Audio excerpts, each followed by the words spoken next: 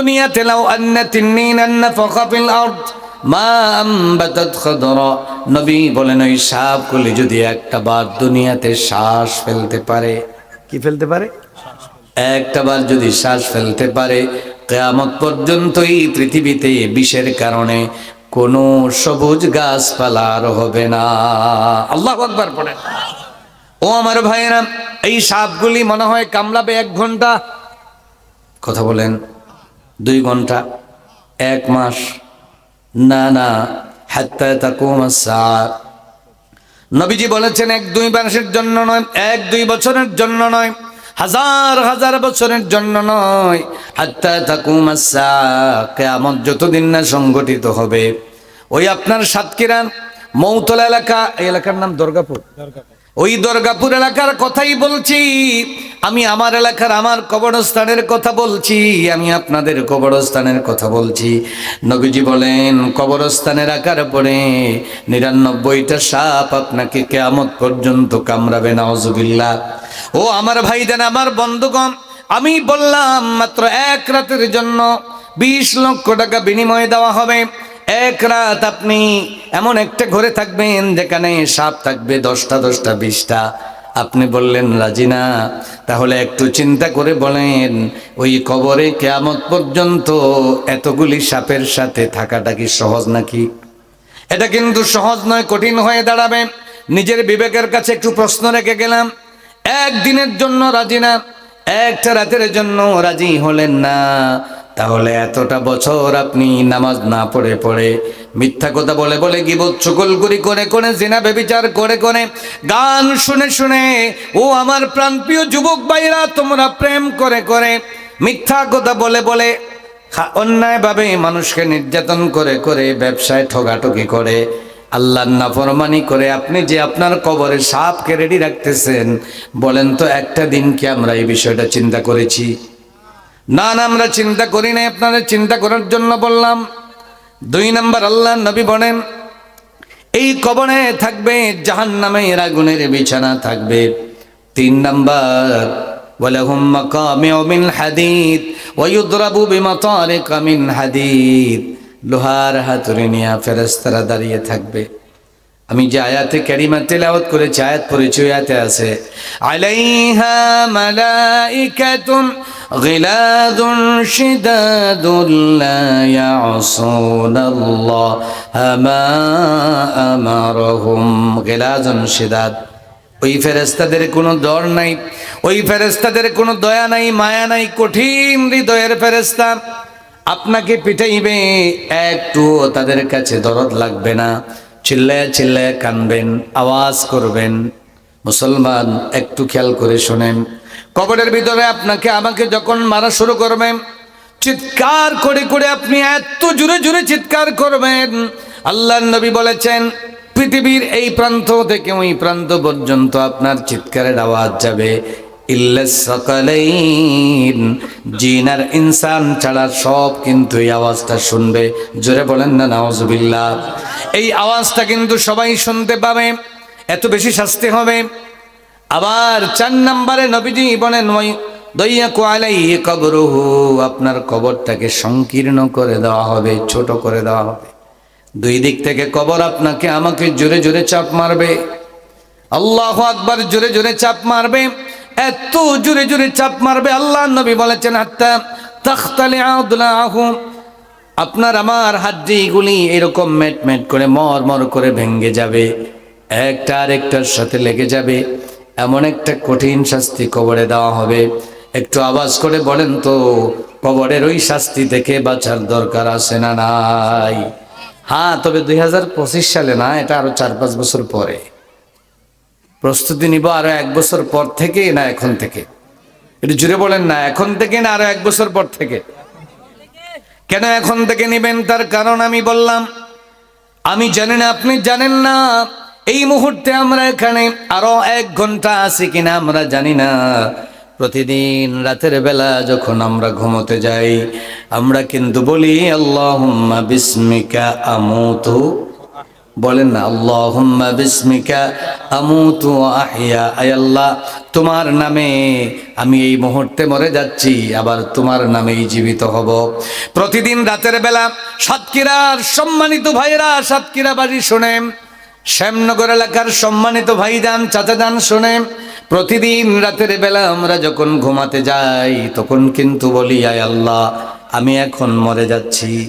আন-নাওমু আখুল মাউত, আন-নাওমু মাউতাতা সুগরা তাউদ্দুন নাওম মাউতাতা সুগরা। নবীজি বলেছেন ঘুমকে মৃত্যুর ছোট ভাই বলা হয়। আন-নাওমু কাল মাউত, মৃত্যুটা ঘুমটা মরার মতো। আল্লাহ রাব্বুল আলামিন বলেন বান্দারে শোনো আমার পরিচয়টা কি।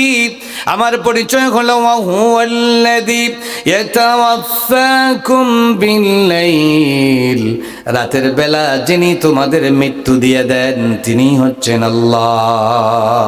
তোমাদের হাতটা, তোমাদের রূহটা আল্লাহর হাতে চলে যায়।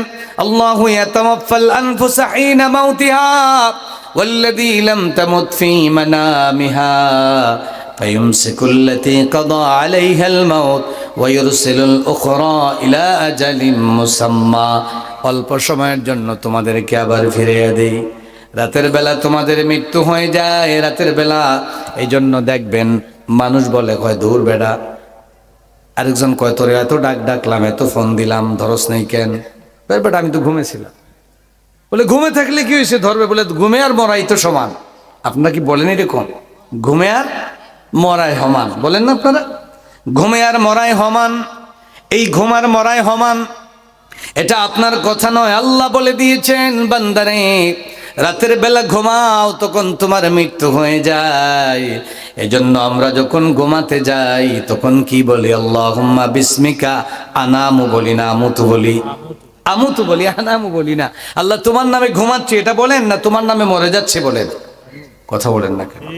আল্লাহ তোমার নামে মরে যাচ্ছে, একটু জোরে বলেন আল্লাহ তোমার নামে, আল্লাহ তোমার নামে মরে যাচ্ছে। এখন আমি প্রশ্ন রাখতে চাই, আবার দেখবেন ওই বান্দা বান্দি যখন ঘুম থেকে উঠে যায়, ঘুম থেকে ওঠার পরে আমরা আবার আল্লাহর শুকরিয়া আদায় করি আর বলি আলহামদুলিল্লাহ আল্লাযী আহইয়ানা বা'দামা আমাতানা ওয়া ইলাইহিন নুশুর। ওই আল্লাহর জন্য সমস্ত প্রশংসা যে আল্লাহ তাআলা আমাদেরকে মরে যাওয়ার পর আবার জীবিত করেছেন। সুবহানাল্লাহ পড়েন, জোরে বলেন আল্লাহু আকবার। যে আল্লাহ তাআলা আমাদেরকে মরে যাওয়ার পরে আবার জীবিত করেছেন ওই আল্লাহর জন্য শুকরিয়া আদায় করি। আবার বলে ওয়া ইলাইহিন নুশুর, তার দিকেই আবার আমাদেরকে স্থায়ীভাবে চলে যেতে হবে, ঠিক কিনা? আল্লাহর কাছে চলে যেতে হবে। এখন আমার প্রশ্ন হলো প্রতিদিন রাতের বেলা ঘুমাবার সময় যদি আমরা মরে যাই, এখন বলেন যারা এশার নামাজ না পড়িয়া মরেন জান্নাতি না জাহান্নামী? বলেন বলেন। ওই রাতের ঘুম যদি শেষ ঘুম হয়ে যায়, দেখবেন এই জন্য বলে ঘুম ভাঙলে সকাল না ভাঙলে পরকাল, ঠিক না? ঘুম ভাঙলে সকাল না ভাঙলে পরকাল। এখন একটু আত্মসমালোচনা করেন, ঘুমাবার আগে চিন্তা করেন যারা রাত্রিবেলা এশার নামাজ না পড়ে মরে, ওই রাত্রি যদি আপনার জীবনে আবার জীবনের শেষ ঘুম হয়ে যায়, তাহলে বলেন তো দেখি জান্নাতি না জাহান্নামী? আরো জোরে বলেন। আর যারা মোবাইল শরীফ দেখে দেখে ঘুমাইলা মরলা, গান শুনে শুনে মরলা, ছবি দেখে দেখে মরলা, আর প্রেমিকার সাথে গল্প করে করে মোবাইলে চ্যাট করে করে মারা গেলা, ঘুমিয়ে গেলা, তোমার যদি জীবনের শেষ ঘুম হয় বলতে দেখি জান্নাতি না জাহান্নামী? আমরা মৃত্যুকে ভয় পাই না, আমরা চিন্তা করি না। একটা হাদিস বলি আপনাদেরকে, একটা হাদিসের গল্প বলবো। বলি মুসা আলাইহিস সালাতু ওয়াস সালাম, মুসা আলাইহিস সালামকে কি উপাধি দেওয়া হয়েছে? সবাই জোরে বলেন, আরো জোরে বলেন। কালিমুল্লাহ, মানে আল্লাহর সাথে বেশি বেশি কথা বলতেন। কালিম ফাইল, বেশি কথা বলতেন আল্লাহর সাথে, তাই না? ও কাল্লামাল্লাহু মুসা তাকলিমা, আল্লাহ বলেছেন মুসা আল্লাহর সাথে কথা বলার মতোই বলেছে, খুব বেশি কথা বলেছেন, ঠিক না? প্রতিদিন সকালবেলা মুসা আলাইহিস সালাম আল্লাহর দরবারে যেতেন কথা বলতে। যাওয়ার পথে তিনি একটা বিষয় ফলো করতেন। রাস্তার কাছে একজন বড় আল্লাহর আবিদ বান্দা, নেককার বান্দা, তিনি সব সময় তিনি যাওয়ার সময় দেখতেন হয় নামাজ পড়ে না হয় আল্লাহর জিকির করে, হয় নামাজ না হয় আল্লাহর জিকির। একদিন দুই দিন বারবার যখন দেখেন যে ওই মানুষটা রেস্ট নেয় না, যখনই দেখি নামাজে না হয় জিকিরে, স্বাভাবিক একটা কৌতূহল আসে কিনা, চিন্তা আসে যে এই মানুষটাকে এত ইবাদত করে। মুসা আলাইহিস সালাতু ওয়াস সালাম তার কাছে আসলেন, কাছে নিয়ে ডেকে বললেন, হাল তা'রিফুনি, আমাকে চেনো তো? বলে না, লা আরিফুক, আমি তো আপনাকে চিনি না। তো মুসা আলাইহিস সালাতু ওয়াস সালাম বলেন, আনা মুসা, আমি হচ্ছি বনি ইসরাইলের নবী মুসা। তো নবী যখন মুসা আলাইহিস সালামের কথা বলছে, বনি ইসরাইলের নবী মুসা, জলিল কদর নবী, নড়ে চড়ে পড়ছে, সালাম টালাম দিয়া, ইয়া আল্লাহ, মুসা আলাইহিস সালাম আপনি আমার এখানে আসছেন, কি ব্যাপার বলেন, আপনার আমার তো সৌভাগ্য। হযরত মুসা আলাইহিস সালাতু ওয়াস সালাম এবার প্রশ্ন করেন, ও আল্লাহর আবেদ বান্দা শোনো, আওয়া কুল্লামা মারারতু বিকা ইম্মা মুসাল্লিয়ান ওয়া ইম্মা যাকিরা, আমি যখন সকালে বিকালে ওইদিকে যাওয়া আসা করি, তোমার কাছ দিয়ে যখন যাই দেখি হয় তুমি নামাজ পড়ো, না হয় তুমি জিকির করো, আলা তাস্তারিহু, আমার জানার ইচ্ছা হলো তুমি কি রেস্ট নাও না, তুমি কি একটু নিজেকে রেস্টে নিতে চাও না, তুমি কি রেস্ট নাও নাকি? ওই ব্যক্তি তখন মুসা আলাইহিস সালাতু ওয়াস সালামকে বলে, মুসা রে, আমি ওই কথাটা বলার ইচ্ছা ছিল না, আপনি যেহেতু আমাকে জিজ্ঞাসা করেছেন, শোনেন তাহলে আমি বলি কেন আমি রেস্ট নেই না, তার কারণটা কি? বনি ইসরাইলের আবেদ ব্যক্তি মুসা আলাইহিস সালাতু ওয়াস সালামকে বলে, আমার যখন রেস্ট নেওয়ার কথা মনে পড়ে যায়, আমি যখন একটু রিল্যাক্স সময় কাটাতে চাই, একটু আনন্দ ফুর্তি করতে চাই, হঠাৎ করে আমার মনের মধ্যে ডর চলে আসে, আখশা আনজুদরিকানিল মাউত ওয়া আনা মুস্তারি, সুবহানাল্লাহ পড়েন। আমার মনের মধ্যে ভয় চলে আসে, আমি যখন রেস্টের মধ্যে চলে যাব, ওই সময় যদি আমার মালাকুল মউত চলে আসে, আমি যদি মারা যাই, আমার অবস্থাটা কেমন হবে? এই ভয়ে আমি সব সময় আল্লাহর জন্য নামাজ পড়ি, না হয় আল্লাহর জিকির করতেই থাকি, সুবহানাল্লাহ। ও আমার প্রাণপ্রিয় যুবক ভাইয়েরা, তোমাদের কাছে বলি, তুমি যখন মোবাইলে পর্নোগ্রাফি দেখো, মোবাইল দেখে দেখে, মোবাইলে ভিডিও দেখে দেখে যখন সময় কাটাও, গান যখন তোমার শুনতে মন চায়, যুবতীর সাথে আরেকজন সুন্দরী নারীর সাথে প্রেম করতে যখন মন চায়, জেনা ব্যভিচার করতে যখন মন চায়, মিথ্যা কথা বলতে যখন মন চায়, গুনার কাজ করতে মন চায়, ওই সময় তোমার অন্তরের ভিতরে যদি ওই ডরটা নিয়ে আসতে পারো, ওই ভয়টা নিয়ে আসতে পারো, আরে আমি তো এখন গান শুনতেছি, যদি আমাকে এখন মালাকুল মউত চলে আসে, মারা যাই, আমি তো গান শোনা অবস্থায় মারা যাব, আমি তো জাহান্নামী হয়ে যাব, ঠিক কিনা? আমি তো খেলাধুলায় আছি, আমি খেলাধুলা অবস্থায় মারা যাব, আমি তো জাহান্নামী হয়ে যাব। আমি নামাজ না পড়ে ঘুমাচ্ছি, আমি যে এইভাবে ঘুমিয়ে থাকলাম, যদি আমার মালাকুল মউত চলে আসে, আহারে আজকে তো ফজরের নামাজটা পড়লাম না, জোহরের নামাজটা আমি পড়ছি না, না পড়ে পড়ে বাজারে গল্প করছি, আসরের সময় মৌতলা বাজারে বসে বসে চা খাচ্ছি, আড্ডা মারছি, খেলাধুলা করছি, আমি নামাজ পড়ছি না, মাগরিবের সময় আমার নামাজ নাই, এশার সময় নামাজ না পড়ে পড়ে আমি বাড়িতে চলে এসেছি। এই মুহূর্তে যদি আপনার আমার মালাকুল মউত আপনার কাছে চলে আসে, আল্লাহর ওয়াস্তে আপনাদেরকে অনুরোধ করে গেলাম, ওই সময় মনের ভিতরে একটা ডর নিয়ে আসবেন, ভয় নিয়ে আসবেন, ইয়া আল্লাহ, আমি যে এই গুনার কাজ করছি, আমি যে নামাজ বাদ দিয়ে দিচ্ছি, মিথ্যা কথা বলছি, জেনা ব্যভিচার করছি, মোবাইলে ছবি দেখতেছি, গান শুনতেছি, না না, এটা তো আমার দ্বারা সম্ভব না, যদি এখন মালাকুল মউত চলে আসে, আমি কোন অবস্থায় আল্লাহর কাছে যাব? বিখ্যাত তাবিব একজন তাবির কথা বর্ণনা করেন, আরেকজন তাবি বর্ণনা করেন, আমি যখন আমার ওই ভাইয়ের বাড়ির কাছ দিয়ে যেতাম, সকালবেলা যখন তার বাড়ির কাছ দিয়ে যেতাম, তখন শুনতাম জোরে জোরে কান্নাকাটি, সন্ধ্যাবেলা যখন আবার তার বাড়ির কাছ দিয়ে যেতাম, তখনও শুনতাম কান্নাকাটি। ওই ব্যক্তি বলেন, আমার মনের মধ্যে কৌতূহল জাগলো, কেন এই বাড়িতে এত কান্নাকাটি হয়, কোনো বিপদ আছে মনে হয়, কেউ বেমার, কোনো অসুস্থতা আছে? তিনি বললেন, আমি গিয়ে ওই বাড়ির মালিককে জিজ্ঞাসা করলাম, ভাইজান, সকালবেলা আপনার বাড়ির কাছ দিয়ে যাই, তখনও দেখি আপনি কান্নাকাটি করেন, বিকেলবেলা আপনার বাড়ির কাছ দিয়ে গেলে কান্নার আওয়াজ শোনা যায়, এর কারণটা কি, কোনো বিপদ আছে নাকি বলেন? ওই ব্যক্তি বলেন, আরে ভাই, কোনো বিপদ না, দুনিয়ার কোনো সমস্যা না, এই দুনিয়ার কোনো বিপদের জন্য কাঁদি না, দুনিয়ার কোনো অসুস্থতার জন্য আমি কান্নাকাটি করি না, সকালবেলা যখন হয়ে যায়, যখন ফজরের পর হয়ে যায়, আমার মনের মধ্যে ভয় চলে আসে, আরে আজকের সকালটা যদি আমার জীবনের শেষ সকাল হয়ে যায়, আজকে সকালে যদি আমি মারা যাই, বিকেল পর্যন্ত না পাই, আমার আল্লাহ আমাকে জান্নাতি হিসাবে গ্রহণ করবেন না জাহান্নামী হিসাবে। সুবহানাল্লাহ।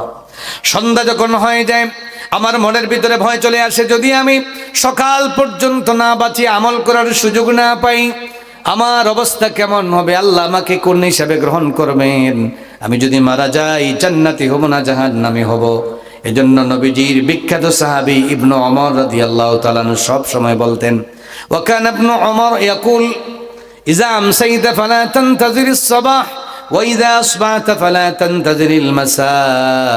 তিনি বলতেন, যদি সন্ধ্যা পর্যন্ত কেউ হায়াত পেয়ে যাও, সন্ধ্যা পর্যন্ত পেলে পরের দিন সকাল পর্যন্ত আমলের জন্য অপেক্ষায় থাকবা না।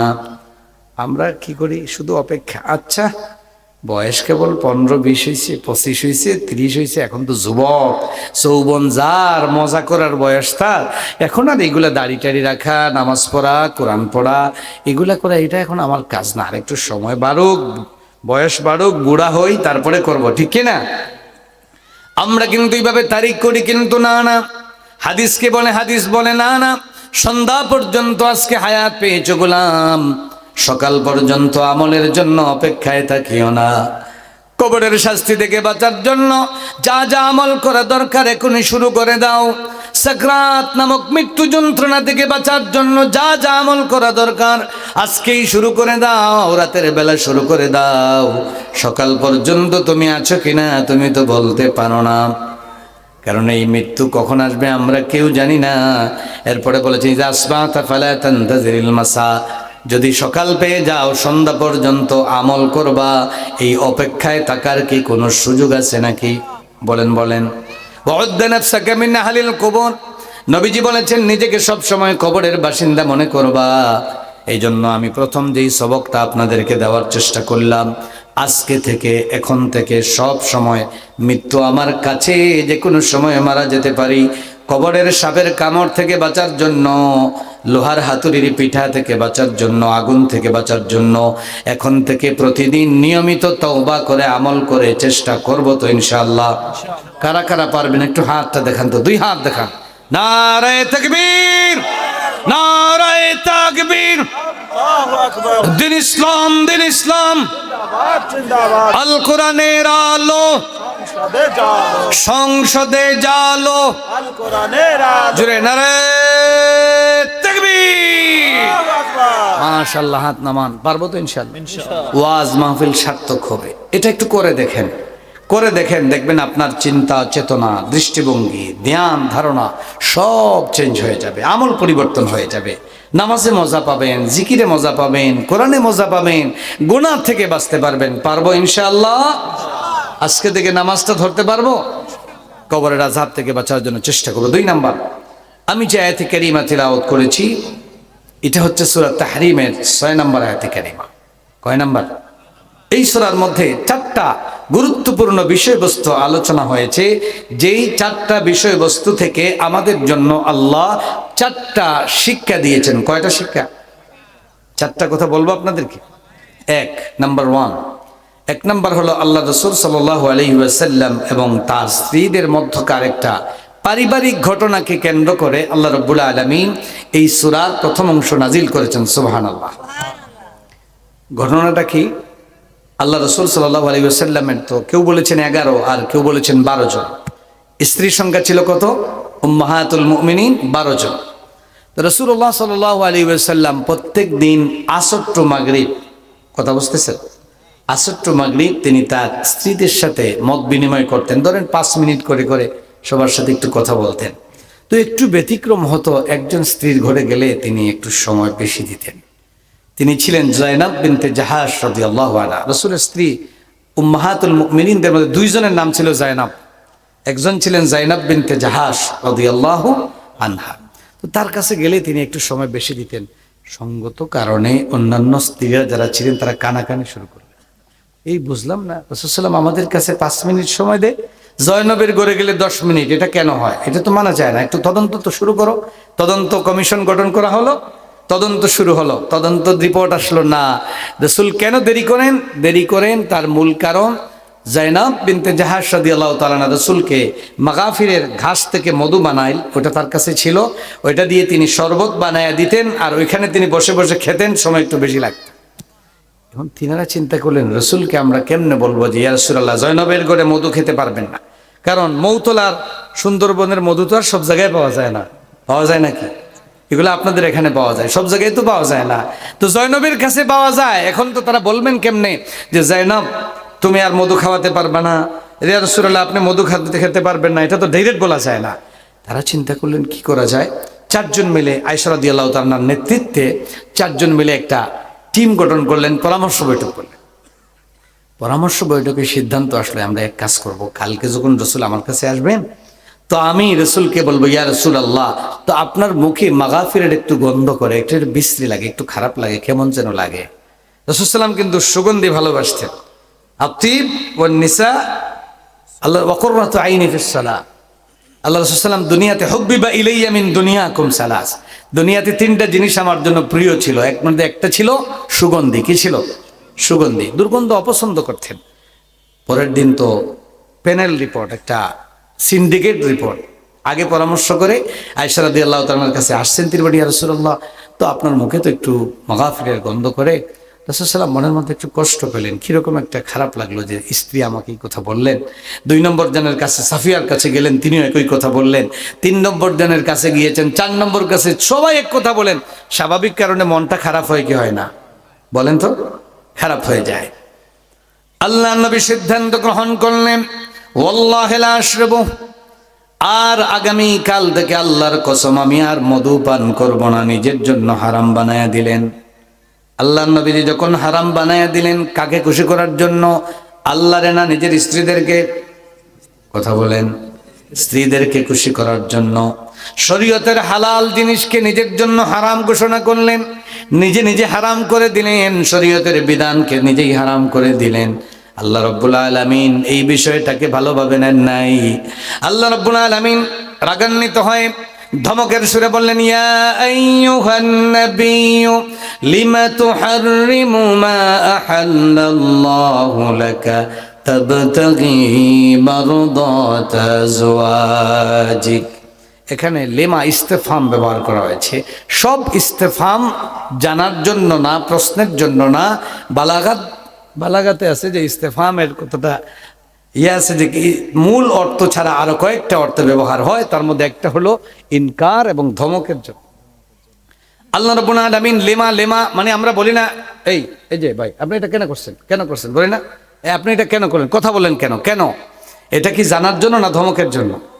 ধমকের জন্য বলেন। আল্লাহ রাব্বুল আলামিন তার নবীজিকে বললেন লিমা তুহাররিমু, কেন আপনি হারাম করলেন আল্লাহ যেটা আপনার জন্য হালাল করেছেন? মারদাতা আজওয়াজিক, আপনি আপনার স্ত্রীদেরকে খুশি করার জন্য। সুবহানাল্লাহ। এখান থেকে আমাদের জন্য শিক্ষা হলো কিয়ামত পর্যন্ত আল্লাহ চাইলে ওই বিষয়টাকে গোপন করে দিতে পারতেন। নবীজির পারিবারিক ব্যাপারটা আল্লাহ কেন ফ্লাশ করে দিলেন? নবীজিকে বেইজ্জত করার জন্য না। আল্লাহ রাব্বুল আলামিন কিয়ামত পর্যন্ত তার উম্মতের জন্য একটা শিক্ষা দেওয়ার জন্য, শরীয়ত প্রবর্তনের জন্য আল্লাহ রাব্বুল আলামিন জানায়া দিলেন। সাতক্ষীরা এলাকার সম্মানিত মুসলমান ভাইয়েরা শুনে, কিয়ামত পর্যন্ত একটা শরীয়ত আল্লাহ বেঁধে দিলেন। খবরদার, দুনিয়াতে তোমরা তোমাদের স্ত্রীদেরকে খুশি করার জন্য, খবরদার আল্লাহর বিরুদ্ধে গিয়া শরীয়তের বিরুদ্ধে হয় এমন একটা কাজ করা যাবে না। আমার নবীকেও পারমিশন দেই নাই, তোমাদেরকে তো পারমিশন দেওয়ার কথাই ওঠে না, প্রশ্নই ওঠে না। এখন বলেন তো দেখি, আমরা আমাদের নিজের স্ত্রীদেরকে, বউদেরকে খুশি করার জন্য ইসলামের বিরুদ্ধে যায় এমন কাজ করা যাবে? মা বাপকে খুশি করে আল্লাহকে বেজার করা যাবে?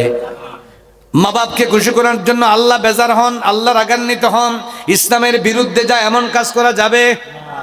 তবে হ্যাঁ, দলীয় নেতা নেত্রীকে খুশি করার জন্য করা যায়।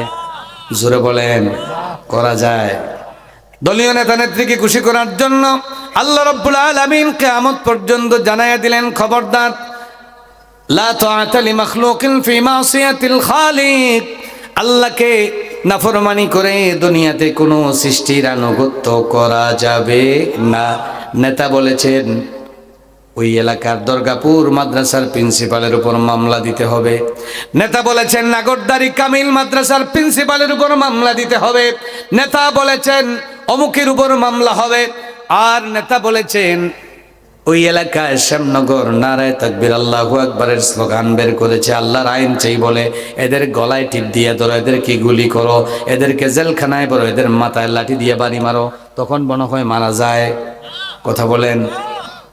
নেতা যদি ইসলামের বিরুদ্ধে কোনো কথা বলেন, আমার নেতা নেত্রী যতই বড় হন না কেন, ইসলামের বিরুদ্ধে যায়, নবীর বিরুদ্ধে যায়, কোরআনের বিরুদ্ধে যায়, এমন কোনো কাজ কখনো করা যাবে না। এক নম্বর শিক্ষা। এবার আসুন 2 নাম্বার কি?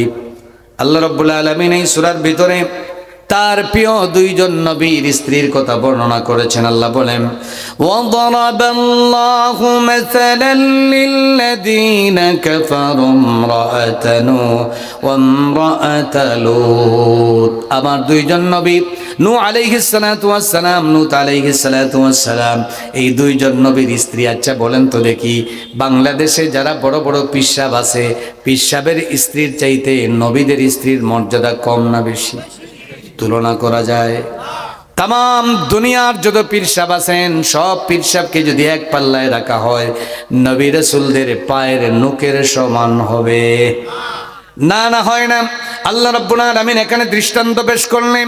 2 জন নবীর স্ত্রীর কথা বলে আল্লাহ জানায়া দিলেন। তাকায়া দেখো, নূহ আলাইহিস সালাতু ওয়াস সালাম আউয়ালুর রাসূল, এই দুনিয়াতে প্রথম রাসূল ছিলেন নূহ আলাইহিস সালাম, আর আরেকজন ছিলেন লূত আলাইহিস সালাতু ওয়াস সালাম। 2 জন নবীর স্ত্রীর কথা আল্লাহ বলেন 2 জন নবীর স্ত্রী হওয়ার পরে, আমার পেয়ারা 2 জন বান্দার ঘরে থাকার পরেও, এত আপনজন হওয়ার পরেও, নিজের স্ত্রী হওয়ার পরেও ঈমান না আনার কারণে, ইসলামের পক্ষে না থাকার কারণে, নবী রাসূলদেরকে আল্লাহর দ্বীনের পথে আনুগত্য না করার কারণে, সাহায্য না করার কারণে, ইসলামের পক্ষে না থাকার কারণে আল্লাহ রাব্বুল আলামিন বলেন, ফাখানাতাহুমা ফালাম ইউগনিয়া আনহুমা মিনাল্লাহি শাইআন বলেছেন, মানে অল্প না, সামান্য না। সুবহানাল্লাহ পড়ে। আল্লাহ রাব্বুল আলামিন বলেন, ওই 2 জন নবীর স্ত্রী হওয়ার পরে, ঈমান না আনার কারণে, ইসলামের পথে না থাকার কারণে, কোরআনকে সমর্থন না করার কারণে, নবীর তরিকায় না চলার কারণে, শুনেন আমার ভাইয়েরা, রাজনীতি করেন আমার কোনো অসুবিধা নাই, আমি অমুকের আদর্শের সৈনিক বলেন, চিল্লায়া ফাটাইয়া শেষ হয়ে যান, আমার কোনো আপত্তি নাই। করে আল্লাহ বলেন, বান্দারে এই দুনিয়ার কোনো পরিচয় দিয়া পিসাবের মুরিদ, অমুক পিসাবের মুরিদ, তমুক পিসাবের মুরিদ, এইটা পরিচয় দিয়া কিয়ামতের দিন পার পাওয়া যাবে নাকি? না, না, পার পাওয়া যাবে না। আল্লাহ বলেন, আমার 2 জন নবীর স্ত্রী হওয়ার পরে, ঈমান না আনার কারণে, ইসলামের পক্ষে না থাকার কারণে আল্লাহ রাব্বুল আলামিন তাদের শাস্তি কি, তাদের রেজাল্ট কি দুনিয়াতে জানায়া দেন। وقيل ادخل النار مع الداخلين।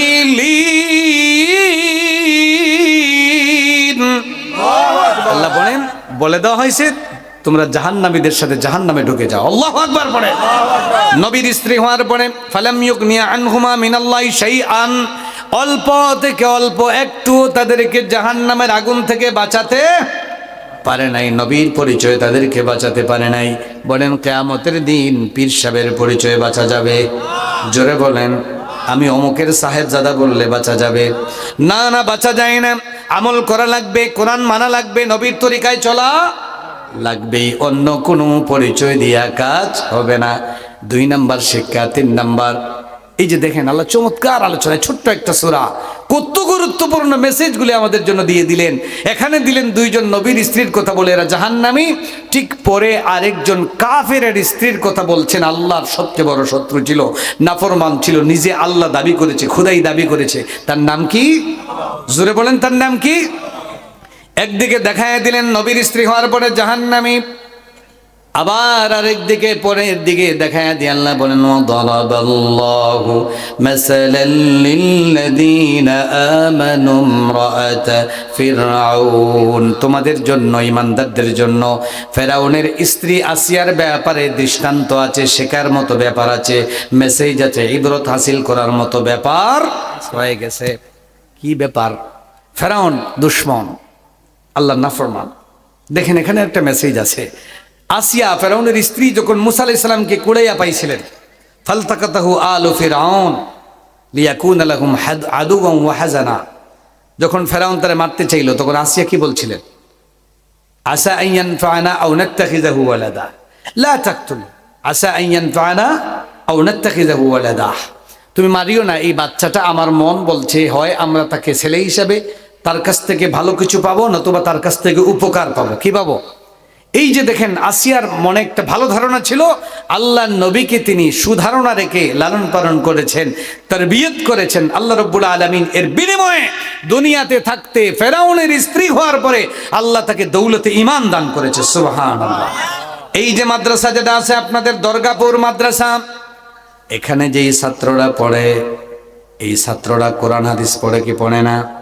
এরা হলো আল্লাহর মেহমান, জান্নাতের বাগানের বুলবুলিয়েরা।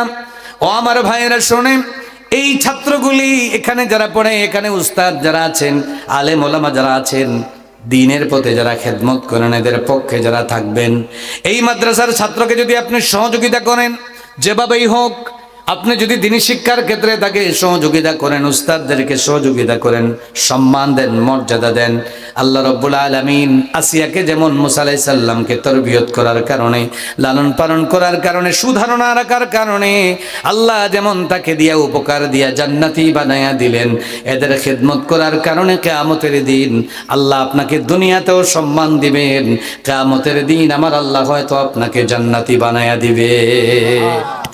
পারবো তো খেদমত করতে ইনশাআল্লাহ? সুধারণা রাখতে পারবো?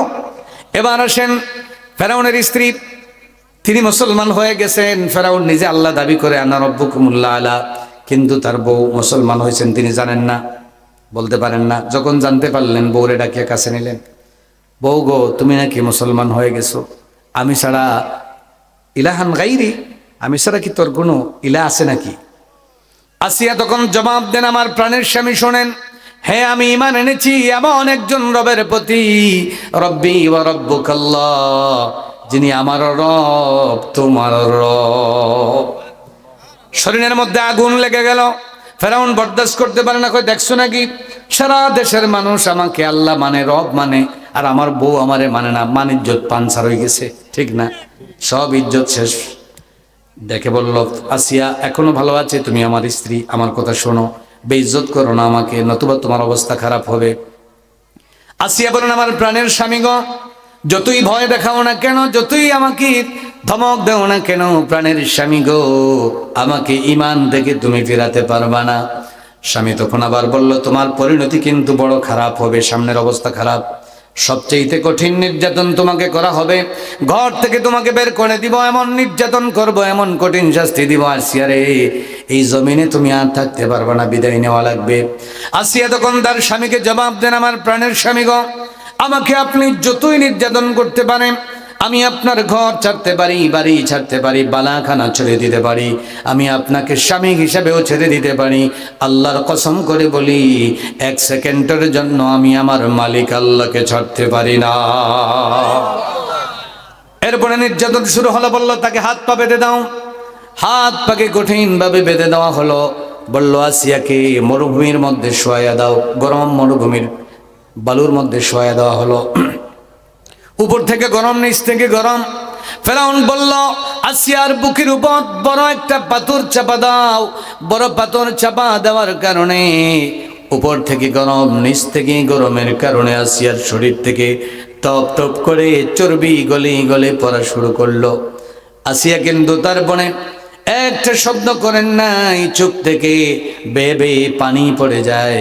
আসিয়া আল্লাহর জন্য, জান্নাতে যাওয়ার জন্য সব কষ্ট তিনি সহ্য করে যাচ্ছেন। বারবার যখন নির্যাতন করা হলো, লজ্জাস্থানে বর্ষা দিয়ে আঘাত করা হলো, আসিয়া যখন দেখতে পেলেন তার প্রাণটা এখন চলে যাবে, জীবনের শেষ মুহূর্ত চলে এসেছে, আসিয়া দুনিয়ার কারো কাছে কোনো কিছু চাইলেন না। আসিয়া তখন ডাক দিয়া বলেন, আল্লাহর কাছে একটা দোয়া করলেন।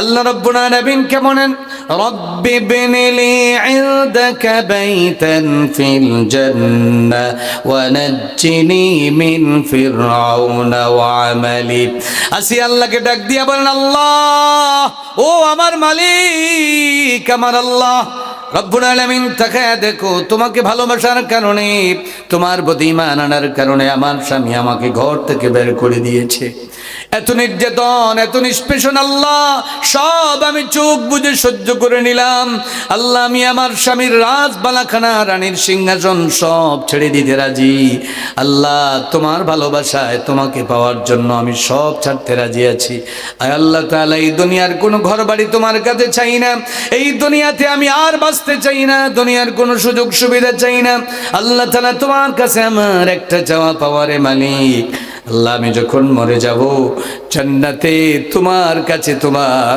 ওই আসিয়া তোমার বান্দির জন্য একটা ঘর তুমি বানায়া দিও দোয়া করলেন আল্লাহর কাছে আল্লাহ কোরআনে কোট করে দিলেন রব্বি বিনিলি ইনদাকা বাইতান ফিল জান্নাহ তিনি যখন দোয়া করেছেন আল্লাহ বলেন ফেরেশতা দৌড়াইয়া যাও আমার আসিয়া মরার আগে আগে ইন্তেকাল করার আগে আগে আমার আসিয়ার দোয়া আমার কাছে আমানত তাড়াতাড়ি যাও আমি আমার কাছে জান্নাতে যেই সুন্দর বাড়িটা আমার আসিয়ার জন্য বানায় রেখেছি ওই বাড়িটা তোমরা গিয়া আসিয়ারে দেখাইয়া দাও মৃত্যুর আগে ফেরেশতারা জান্নাতের বাড়িটা আসিয়ার চোখের সামনে তুলে ধরলেন এত নির্যাতন এত নিষ্পেষণ কিন্তু আসিয়ার চোখ দিয়ে ঝরঝর করে পানি পড়ে আওয়াজ হয় না ওই আসিয়া তখন মুস্কি হাসি দিলেন ফেরাউন কয়ে দেখো মুস্কি হাসি দে আল্লাহর নবী বলেছেন মুস্কি হাসি এমনে দেয় নাই আল্লাহর ফেরেশতারা জান্নাতে আল্লাহর কাছে বাড়ি বানায়া দিয়েছেন ওই বাড়িটা দেখে দেখে আসিয়া মুস্কি হাসি দুনিয়া থেকে চলে গেলেন আল্লাহর নবী বলেছেন সাইয়্যিদাতু নিসাই আহলিল জান্নাহ আরবাআতুম মিনান নিসা নারীদের মধ্য থেকে জান্নাতে নারীদের সর্দারিনী হবে চারজন জুড়ে বলেন কয়জন চারজন খাদিজা একজন ফাতেমা একজন মারিয়াম একজন আর আসিয়া আরেকজন সুবহানাল্লাহ পড়েন ও আমার ভাইরা আল্লাহর দ্বীনের পথে টিকে থাকার কারণে নিজের স্বামীকে ছেড়ে দিলেন ঘর বাড়ি ছেড়ে দিয়েছেন সব ছেড়ে দিয়েছেন জীবন বিলিয়ে দিয়েছেন জীবন বিলিয়ে দেওয়ার কারণে কাফিরের স্ত্রী হওয়ার পরে বলেন তো জাহান্নামী না জান্নাতি জান্নাতি অতএব আমল করলে জান্নাত পাওয়া যায় পরিচয় লাগে না বংশীয় পরিচয় লাগে না 4 নম্বরে আল্লাহ রাব্বুল আলামিন আরেকজন নারীর কথা এই সূরার মধ্যে বলেন হযরত মারিয়াম কার নাম কার কথা ওয়া মারইয়াম ইবনাত ইমরান আল্লাতী আহসানাত ফারজাহা আল্লাহ রাব্বুল আলামিন মরিয়মের কথা উল্লেখ করলেন ওই মরিয়ম কি নবী রাসূল ছিলেন জোরে বলেন না না নবী রাসূল ছিলেন না ওই মরিয়মের দাম এত বেশি হলো কেমনে সাইয়্যিদাতুন নিসাই আহলিল জান্নাহ জান্নাতের সর্দারিনীর মধ্যে একজন কেমনে হয়ে গেলেন এটার একটা গুরুত্বপূর্ণ কারণ আছে এই মাদ্রাসায় আপনাদের ছাত্রী আছে ছাত্রী পড়ে আপনাদের মেয়েরা পড়ে তাই না কারো বোন পড়ে কারো মেয়েরা পড়ে দেখেন যারা আমরা আমাদের সন্তানদেরকে আল্লাহর জন্য মান্নত করতে পেরেছি আচ্ছা বোনেন এই মাদ্রাসায় যারা পড়ে তারা কার রাস্তায় আছে মান তালাবাল ইলম ফাহুয়া ফি সাবিলিল্লাহ আল্লাহর রাস্তায় আছে ঠিক কি না আমার এলাকার মুসল্লিয়ানে কেরাম আমার যুবক ভাইরা আমার মুরব্বিয়ানে কেরাম মায়েরা বাবারা মায়েরা যারা বাড়ি থেকে শুনতেছেন শুনেন বাবারা যারা এসেছেন শুনেন সন্তানদেরকে যারা এই মাদ্রাসায় মান্নত করতে পেরেছেন এই মান্নতের দাম কেমন মারিয়াম আলাইহিস সালাম তার বাবা ইমরান মা হান্না বিনতে ফাখুজ দুইজন যখন সন্তান অনুভব করলেন তার মা যখন অনুভব করলেন তার পেটে বাচ্চা চলে আসছে অনুভব করার পরে মারিয়ামের মা আল্লাহর দরবারে সিজদায় পড়ে গেলেন সিজদায় পড়ে গিয়া বলেন রব্বি ইন্নী নাযারতু লাকা মা ফি বাতনি মুহাররারা ফাতাকাব্বাল মিন্নি ইন্নাকা আনতাস সামিউল আলীম মরিয়মের মা তখন বলেন আল্লাহ আমার পেটে যেই বাচ্চাটা তুমি দিয়েছো সন্তানটা যদি ছেলে সন্তান হয় আল্লাহ ওই বাচ্চাটাকে আমি 100% তোমার নামে মান্নত করে দিলাম কার নামে নাজার করলেন কার নামে মুহাররারা 100% স্বাধীন করে দিলাম তোমার নামে মান্নত করলাম আমার কোনো আশা নাই মান্নত করেছেন আল্লাহর নামে আশা ছিল ছেলে পাবেন কিন্তু সন্তান যখন হয়েছে ছেলে নামে পাইছেন মেয়ে পাইছেন চিন্তায় পড়ে গেলেন আল্লাহর কাছে অভিযোগ করে বলেন, ইন্নী ওয়াদাতুহা উনসা, আল্লাহ আমি তো মেয়ে সন্তান জন্ম দিয়েছি। আমাদের সিলেটি ভাষায় হয় ফুরি, কেটা হয় ফুরি হয়ে গেছে। কি হইছে? আপনারা কি বলেন? মেয়ে বলেন নাকি? মেয়ে তো শুদ্ধ ভাষায়, আপনারা পুরা শুদ্ধ ভাষা। আমরা ফুরি হই, কি হয়? সিলেটি ভাষায় কি বলে বলেন না, শিখেন একটা। ফুরি। মেয়েরে কি বলে? ফুরি। ফুরি। আর ছেলেরে কি বলে? ফুয়া। ফুলা না, ফুয়া। এই দুইটা শিখে যান। বলবেন সিলেট থেকে প্রিন্সিপাল সাহেব দুইজন হুজুর দাওয়াত দিয়ে নিয়ে আনছে, কয়টা শব্দ শিখবেন? একটাও শিখবেন না। ফুরি, ফুয়া। বলেন ফুরি, ফুয়া। আশা ছিল ছেলে হবে, হয়ে গেল মেয়ে।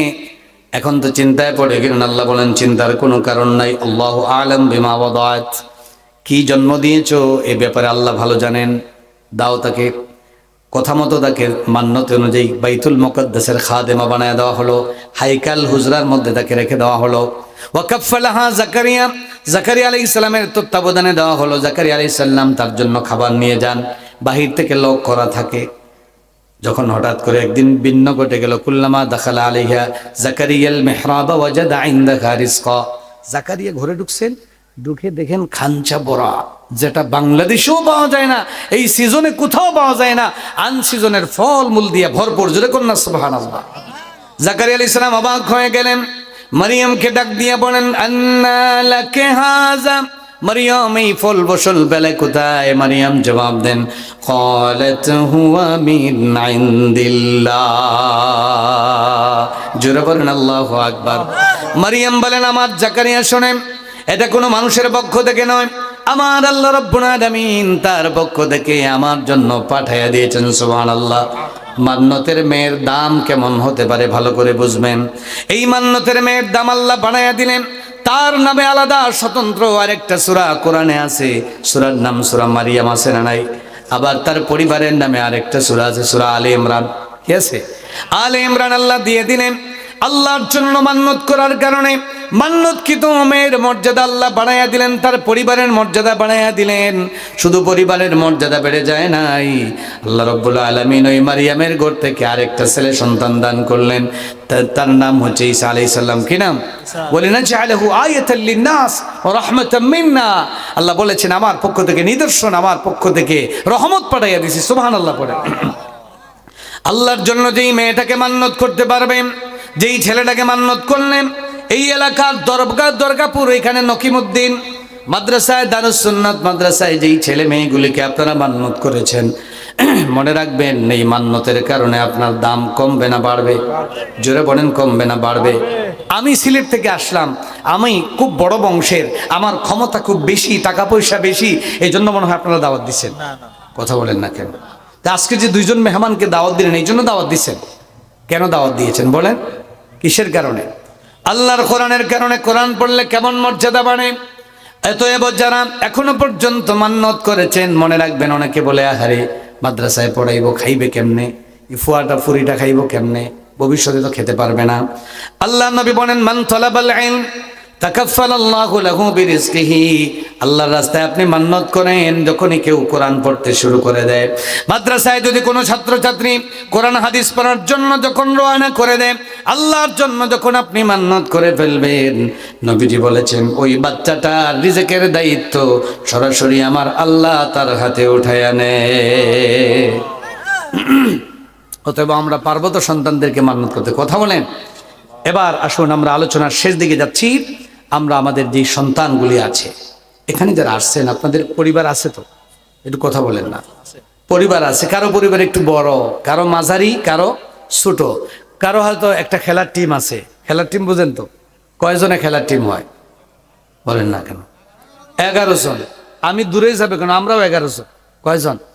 আমরাও 6 ভাই 5 বোন খেলার টিম। আলহামদুলিল্লাহ, আলহামদুলিল্লাহ। এভাবে আছে না নাই? কারো পরিবার বড়, কারো ছোট। এই যে পরিবার যেটা আছে, এই পরিবারের এতই গুরুত্ব, এই পরিবার ছাড়া কখনো কোনো রাষ্ট্রকে কল্পনা করা যায় না। এই পরিবারের সূচনা হয়েছে আদম আর হাওয়া আলাইহিস সালাম থেকে, জান্নাত থেকে শুরু হয়েছে। সুবহানাল্লাহ পড়ে। এরপরে ধারাবাহিকভাবে আমরা যারা আছি, আমাদের দাদার গোষ্ঠী, বাবার গোষ্ঠী আছে না নাই? আরেকটা গোষ্ঠীর ধারা আছে, বিয়ে করার পরে আরেকটা ধারা তৈরি হয়, এটাকে বলে শ্বশুর বাড়ির গোষ্ঠী। কোনটা? শ্বশুর বাড়ি। আল্লাহ রাব্বুল আলামিন বলেন বান্দা শোনো, وهو الذي خلق من الماء بشرا فجعله نسبا وصهرا। তিনি হচ্ছেন তোমাদের সেই আল্লাহ যিনি পানি থেকে সৃষ্টি করে তোমাদের বাবার বংশ দাদার বংশ তৈরি করে দিয়েছেন, শ্বশুর বাড়ির বংশ সেই আল্লাহ তৈরি করে দিয়েছেন। সুবহানাল্লাহ করে। তাহলে দাদার গোষ্ঠী যেটা, বাবার গোষ্ঠী যেটা নিয়ে গর্ব করেন, অহংকার করেন, শ্বশুর বাড়ির গোষ্ঠী নিয়ে খুব অহংকার করেন, এই গোষ্ঠীটা কে দিয়েছেন? আওয়াজ করে বলেন কে? আল্লাহ রাব্বুল আলামিন দিয়েছেন। এবার আসেন শুনেন, আরেকটু সামনে অগ্রসর হয় আল্লাহ বলেন বান্দারে শোনো, তুমি যেই সুন্দরী নারী বিয়ে করে সুখের সংসার কাটাও, বউ ছাড়া থাকতে পারো না, প্রাণের বউ আমার, কত আদরের স্ত্রী, খুব সুখের সংসার। আল্লাহ বলেন ওই তোমার যে স্ত্রী, ওই স্ত্রী পর্যন্ত আমি আল্লাহ তোমার জন্য বানিয়েছি। স্ত্রী বানানোর পরে আল্লাহ বলেন তোমার বউয়ের ঘর থেকে তোমার জন্য ছেলে সন্তান দিয়েছি, তোমার স্ত্রীর পেট থেকে মেয়ে সন্তান দিয়েছি, আবার তোমার ছেলে মেয়ের ঘর থেকে আমি নাতি আলাদা দিয়েছি, নাতনি তোমার জন্য আলাদা দিয়েছি। সুবহানাল্লাহ। আমার কথা নয়, আল্লাহ রাব্বুল আলামিন কোরআনুল কারীমের সূরা নাহলের 72 নম্বর আয়াতে আল্লাহ বলেন ওয়াল্লাহু জাআলা লাকুম মিন আনফুসিকুম আজওয়াজা ওয়া জাআলা লাকুম মিন আজওয়াজিকুম বানিনা ওয়া হাফাদা। এই যে শুনুন, নাতি আছে কার কার একটু হাত দেখান তো, নাতি আছে ছেলে কিংবা মেয়ের ঘরের নাতি? মাশাআল্লাহ, এর অনেকজন আছে, নাতি আছে মাশাআল্লাহ, হাত নামান। আপনারও নাতি আছে? কেমনে? মেয়ের ঘরের না ঘুরাইয়া পেছাইয়া? ঘুরাইয়া পেছাইয়া, যাই হোক যেভাবে হোক নাতি পাইছে। আচ্ছা বলেন, ছেলের জন্য যা মায়া, নাতি নসার জন্য মায়া কম না বেশি? অনেক বেশি মায়া। আল্লাহ রাব্বুল আলামিন বলেন বান্দারে তুমি ছেলে পেয়েছো, বিয়ে করেছো, তোমার স্ত্রী আমি দিয়েছি, তোমার স্ত্রীর পেট থেকে যেই ছেলে সন্তান হয় এটার জন্য গর্ব করার কোনো কারণ নাই, এটাও আমি দেওয়া, আমার 100% আমার দেওয়া। মেয়ে সন্তান হয়েছে এটা আমার দেওয়া। ছেলে মেয়ের ঘর থেকে যেই নাতি নশা হয়েছে, নাতি নাতনি যেটা হয়েছে, দাদা হয়েছো, নানা হয়েছো, দাদি হয়েছো, নানি হয়েছো, এটা সব আমি আল্লাহ তোমার জন্য দিয়েছি। জোরে করুন সুবহানাল্লাহ। এরপরে আল্লাহ রাব্বুল আলামিন বলেন وَأَمْدَدْنَاكُمْ بِأَمْوَالٍ وَبَنِينَ وَيُمْدِدْكُمْ بِأَمْوَالٍ وَبَنِينَ। দুইটা জায়গায় সূরা ইসরার 6 নম্বর আয়াত, সূরা নূহের 12 নম্বর আয়াত, দুই জায়গায় আল্লাহ বলেছেন তিনি তোমাদেরকে মাল দিয়ে, আওলাদ দিয়ে সহযোগিতা করেন, সহযোগিতা করেছেন। সুবহানাল্লাহ। তাহলে এই কথা গোলমুল করে যদি বলি, মাল আর আওলাদ দিয়েছেন কে? আসতে বলবেন না, জোরে বলেন কে? আরো জোরে বলেন কে? একমত তো আপনারা? মালার আওলাদ কে দিয়েছে? একমাত্র আল্লাহ, কেবলমাত্র আল্লাহ, শুধুমাত্র। তাহলে এগুলোর মূল মালিক কে? ছেলে মেয়ের মূল মালিক কে? মালের মূল মালিক কে? আল্লাহ রাব্বুল আলামিন সন্তান দিয়ে বলেন বান্দারে শোনো, তোমাকে সুন্দরী স্ত্রী দিয়েছি, সন্তান দিয়েছি, খবরদার বউ পায়া তুমি আমারে ভুলে যাইও না। সন্তান সন্ততি বে আমাকে ভুলে যাইও না, তার মানে সন্তান সন্ততি তোমাকে দিয়েছি দিয়ে আল্লাহ বলেন ইয়া আইয়ুহাল্লাযীনা আমানু ইন্না মিন আজওয়াজিকুম ওয়া আওলাদিকুম আদুওয়াল লাকুম ফাহযারুহুম। ও আমার বান্দা বান্দি শোনো, সূরা তাগাবুনের 14 নম্বর আয়াতে আল্লাহ বলেন ঈমানদারেরা শোনো, নিশ্চয়ই তোমাদের স্ত্রীদের মধ্য থেকে কিছু স্ত্রী মিনলিত তাবঈজ, কিছু কিছু স্ত্রী, সব স্ত্রী নয়, তোমাদের আওলাদদের মধ্য থেকে কিছু কিছু আওলাদ, ছেলে মেয়েরা তোমাদের জন্য সুন্দরবনের রয়্যাল বেঙ্গল টাইগারের চাইতে মারাত্মক। কে বলেছেন? ফাহজারু, অতএব বি কেয়ারফুল, তোমরা তাদের ব্যাপারে সতর্ক হও। কে বলেছেন? আল্লাহ বলেছেন খবরদাররা তোমাদের জন্য বিপদের কারণ হবে। তোমার স্ত্রী তোমার জন্য বিপদের কারণ হতে পারে।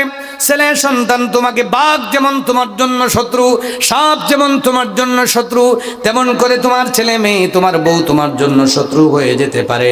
এবার আল্লাহ বলেন ইন্নামা আমওয়ালুকুম ওয়া আওলাদুকুম ফিতনা।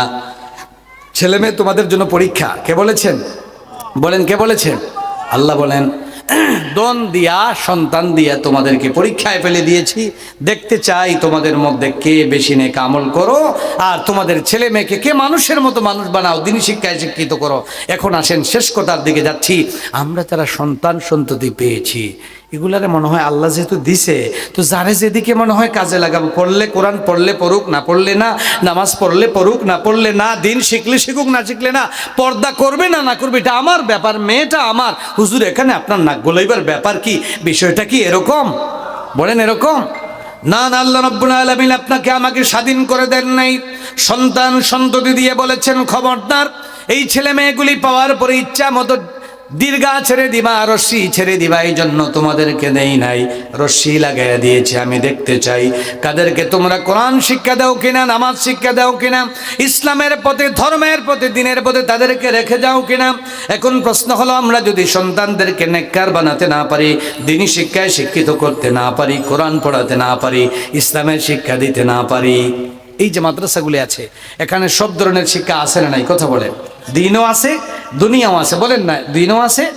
হাসান বসরি বলেছেন, ইজা আরাদতা দুনিয়া ফাআলাইকা বিল ইলম ওয়া ইজা আরাদতা আল আখিরা ফাআলাইকা বিল ইলম ওয়া ইজা আরাদতাহুমা মান ফাআলাইকা বিল ইলম। তুমি যদি দুনিয়া আখিরাত সব চাও, তুমি দ্বীনের জ্ঞান শিখো, বাচ্চাদেরকে দ্বীনের জ্ঞান শেখাও। সুবহানাল্লাহ পড়েন। তোমার দুনিয়াও হবে, আখিরাত হবে। এখন সন্তানদেরকে নেককার বানানোর প্রয়োজন কতটুকুন? আমি যদি আপনাদেরকে বলি, মাদ্রাসার প্রিন্সিপাল হুজুর আমাকে বলেছেন, এখানে যাদের ছেলে আছে আমাদের কাছে বিক্রি করেন, আমি সিলেট নিয়ে যাব, 20 লাখ টাকা দিব, মেয়ে বিক্রি করলে 10 লাখ টাকা করে দেবো। বলে হুজুর এরপরে কি করবেন? এরপরে ওই মাদ্রাসার মাঠে পেট্রোল ঢেলে আগুন জ্বালানো হবে, আর ওই আগুন দিয়ে আপনার চোখের সামনে আপনার কলিজার টুকরা ছেলে মেয়েকে আমি জ্বালায়া মারবো। আপনারা কি 20 লাখ টাকায় বিক্রি করতে রাজি হবেন? কেউ কি আছে আপনাদের এখানে? কোনো গরিব মানুষ রাজি হবে? না না, রাজি হয় না। এখন আমার প্রশ্নের আরেকটা জবাব দেন, যেই সন্তানটা আপনার ছেলেটা কোরআন পড়তে পারে না, শরীয়তের জ্ঞান নাই, হারাম হালাল জানে না, নামাজ পড়ে না, মোবাইল নিয়ে ব্যস্ত থাকে, গান নিয়ে ব্যস্ত থাকে, বখাটে, চুল কাটে, উল্টা পাল্টা নেশা করে, এরকম ছেলে মনে হয় সাতক্ষীরায় নাই? থাকলেও আপনাদের শ্যামনগরে তো নাই মনে হয়, কম না বেশি? তবে যারা আছে তারা মুসলমানের সন্তান না, সব অন্য ধর্মের। এই কথা বলেন না আমার ভাইরা, আমার বাবারা শোনেন। সন্তানকে আমি বললাম আমার কাছে দেন। এখন বলেন তো, যেই সন্তানটা নামাজ পড়ে না, যেই সন্তানটা কোরআন পড়া জানে না, যেই মেয়েটা পর্দা করে না, ওই ছেলে আর মেয়েটা জান্নাতি না জাহান্নামী? জোরে বলেন। আমি বললাম একদিনের জন্য দেন, জ্বালাইমো, বিনিময়ে আপনারে 20 লাখ টাকা দেন। বল মাই গোমা, ও মা গোমা, আমার ছেলেকে আমি দিব না গোমা, 20 লাখ টাকার আমার দরকার নাই। কিন্তু আমার চাচা দেন, আমার মায়েরা শোনেন, আমরা যারা সন্তানটাকে কোরআন পড়তে শিখাইলাম না, ছোটবেলা তাকে মাদ্রাসার দিকে, মক্তবের দিকে পাঠাইলাম না, নামাজ পড়া শিখাইলাম না, হারাম হালাল শিখাইলাম না, মেয়েটাকে পর্দা করা শিখাইলাম না, এখানে যেই মেয়েরা পড়ে এরা মনে হয় 3 পিস পরে চুল টুল খুলে বেপর্দা হয়ে আসে না? পর্দা করে, বুরকা পরে আসে, পর্দা করে আসে। এখানে আসলে পরে কোরআন, এখানে আসলে পরে হাদিস, এখানে পড়লে হালাল হারাম জানে, শরীয়তের ব্যাপারে জানে, ঠিক কিনা? কিন্তু আমরা যারা পড়াইলাম না, বলেন তো, নিজের সন্তানটাকে জাহান্নামের আগুনে আমি ফেলে দিয়েছি, প্রিন্সিপাল হুজুর না নিজের মা বাপ? এ কথা বলেন না। কে ফেলে দিয়েছে? আপনারাই নিজের সন্তানটাকে আমরা কোরআনের শিক্ষা না দিয়ে, ইসলামের শিক্ষা না দিয়ে, আধুনিক বানাবার জন্য, মডার্ন বানাবার জন্য, তাকে ডিজিটাল বানাবার জন্য, স্মার্ট বাংলাদেশের নাগরিক বানাবার জন্য, যা ইচ্ছা তা পড় বাবা, পড়, ভালো স্কুলে পড়, ইংলিশ মিডিয়ামে পড়, গণিতে A+ পাওয়া লাগবে, ইংরেজিতে A+ পাওয়া লাগবে, সব ঠিক আছে, কিন্তু কোরআন মজিদে 000 আছে না নাই? কোরআন শিক্ষার ব্যাপারে আপনার কোনো খেয়াল নাই। মনে রাখবেন, এই সন্তানটাকে আপনি ইউ উইল রাস্কেলিটি, যদি আপনি সন্তানকে দিনই শিক্ষা না দেন, তাহলে আপনি অবশ্যই একটা বদমাইশ ছেলে পাবেন, ঠিক কিনা? দুর্নীতিবাজ পাবেন, ডাকাত পাবেন, চোর পাবেন, নেশাখোর পাবেন, সন্ত্রাসী পাবেন, বেনমাজি পাবেন। এখন আপনারা বলবেন, হুজুর আমার ছেলে বেনমাজি হয়েছে, তো আপনার কি হয়েছে? প্রিন্সিপাল হুজুর আমার ছেলে কোরআন পড়া জানে না, তো আপনার কি হয়েছে? আপনার যায় আসে নাকি? আপনি আমার ছেলেরা খাওয়ান নাকি? না না, আমার কিছু হয় নাই, কিন্তু হয়েছেটা কার? বলেন, সমস্যা হয়েছে কার? সমস্যাটা কিন্তু চাচা দেন আপনার, আমার কিন্তু সমস্যা নাই। আপনার ছেলেকে মাদ্রাসায় পড়ান নাই, তিনি শিক্ষা দেন নাই, মেয়েটাকে পড়ান নাই, নামাজি বানাইয়া যেতে পারেন নাই, সমস্যা আমার নয়, সমস্যা কার? নিজের জন্য, মা বাবার জন্য। এবার শুনুন কেমনে সমস্যা। কারণ নবীজি বলেছেন, ইন্নালি ওয়ালিদাইকা আলাইকা হাক্কা, মা বাবার উপর সন্তানের দায়িত্ব আছে না নাই? সন্তানের প্রতি দায়িত্ব আছে। এখন কি দায়িত্ব শুনেন। কয়েক মিনিটে শেষ করছি, শুনেন। শেষ কথা, মূল আলোচনা এখনই করছি। এখন আমরা যারা, আমি কিন্তু আমার কথা বলছি, আমি সহ আমার হুজুর সহ আমরা যারা আমাদের ছেলে মেয়েকে কোরআনে হালাল হারাম শিখাতে পারলাম না, দিন শিখাতে পারলাম না, পর্দা শিখাতে পারলাম না, নামাজি বানিয়ে যেতে পারলাম না, আল্লাহওয়ালা বানিয়ে যেতে পারলাম না, আমাদের জন্য সমস্যা কোন জায়গায়, ক্ষতিটা কি হবে, কিয়ামতের দিন লসটা কি হবে বলবো আমি আপনাদের বলবো। আচ্ছা, লসটা তো আপনারই হবে, আপনাদের হবে। আমি আপনাদের একজন আপনজন হয়ে আপনাদের কথা বলছি। এবার শুনুন, কোরআনকে জিজ্ঞাসা করেন, আমার কথা বলছি না। কোরআনের সূরা জুমারের 15 এবং 16 নম্বর আয়াত আপনারা বাড়িতে গিয়ে মিলাইয়া দেখবেন আল্লাহ কি বলেন। আল্লাহ রাব্বুল আলামিন তার নবীজিকে বলেন, নবীজি আপনি বলে দিন, কুল ইন্নাল খাসিরিনাল্লাযীনা খাসিরু আনফুসাহুম ওয়া আহলিহিম ইয়াওমাল কিয়ামাহ আলা যালিকা হুয়াল খুসরানুল মুবিন। আল্লাহ বলেন, নবীজি এরা প্রচন্ড ভয়াবহ ক্ষতির মধ্যে পড়বে। কারা? দুনিয়াতে থাকতে যারা পরিবার পরিজনের পক্ষ থেকে ক্ষতিগ্রস্ত হয়েছে। নাউজুবিল্লাহ পড়ে। পরিবার পরিজনের পক্ষ থেকে ক্ষতিগ্রস্ত মানে কি? টাকাওয়ালা বানায়া যেতে পারেন নাই, নামাজি যারা বানায়া যেতে পারলেন না, কোরআন পড়নেওয়ালা বখাটে বানিয়ে গিয়েছেন, তাকে আপনি বদমাইশ করে গিয়েছেন, দুর্নীতিবাজ করে বানিয়ে থেকে গেছেন, পুলিশ অফিসার দুর্নীতিবাজ পুলিশ অফিসার বানিয়ে গেছেন, দুর্নীতিবাজ সচিব বানিয়ে গিয়েছেন, তাকে এসপি বানিয়ে গিয়েছেন, হারামখোর বানিয়ে গিয়েছেন, সন্ত্রাসী বানিয়ে গিয়েছেন। আপনার জন্য কিয়ামতের দিন সবচেয়ে বড় ক্ষতি। নাউজুবিল্লাহ। 2 নাম্বার শাস্তি কি বলবো? শাস্তি কি বলবো? এবার আসেন 16 নম্বর আয়াতে আল্লাহ বলেন, লাহুম মিন ফাওকিহিম যুলালুম মিনান নার ওয়া মিন তাহতিহিম যুলাল। জোরে বলেন নাউজুবিল্লাহ। আল্লাহ বলেন, শোনো শোনো, শাস্তিটা কি হবে? সন্তান সন্ততির ব্যাপারে পাহারাদারি যারা ভালো করে করতে পারেন নাই, আল্লাহ বলেন লটকানো হবে। উপর থেকে জাহান্নামের আগুনের তাপ দেওয়া হবে, নিচ থেকে জাহান্নামের আগুন ধরায় দেওয়া হবে, নিচে থেকে তাপ দেওয়া হবে। চিল্লায় চিল্লায় আকাশ জমিন পরিমাণ চিৎকার করবেন, আপনাকে কিন্তু ছেড়ে দেওয়া হবে না। 2 নাম্বার হলো, নবীজি বলেন, ইউতা বিরাজুলিন ইয়াউমাল কিয়ামা আকালা ইয়ালুহু হাসানাতাহু। কিয়ামতের দিন শ্যামনগর এলাকার, ওই যে এলাকার নামটা হলো দুর্গাপুর, আব্দুল করিম সাহেব ডাক দেওয়া হবে। আব্দুল করিম সাহেব আসেন, ইকরা কিতাবাক, নেন আপনার আমল নামা পড়েন। এখন আব্দুল করিম সাহেব আমল নামা উল্টাইয়া পাল্টাইয়া চশমা লাগাইয়া কয়, না তো আল্লাহ, এখানে তো কিছু দেখি না, আমার তো কোনো আমল নামা নাই আল্লাহ, সব তো দেখি খালি দেখা যায়, ওই পাশে লেখা আছে কিন্তু ওই পাশে কিছুই নাই। আল্লাহকে তখন বলবে, আল্লাহ আমার আমল নামাগুলি গেলে কোথায়? ফেরেশতারা জবাব দেন, আকালা ইয়ালুহু হাসানাতাহু, তোমার পরিবার পরিজনের কথা মনে আছে নাকি? তোমার ছেলে মেয়েগুলিকে ঠিকমতো নামাজি বানানো না বানানোর কারণে, কোরআন পড়নেওয়ালা না বানানোর কারণে, আল্লাহওয়ালা না বানানোর কারণে তোমার ছেলে মেয়েগুলি গুনার কাজ করেছে, সবগুলি নেকি তোমার খেয়ে সাফ করে দিয়েছে।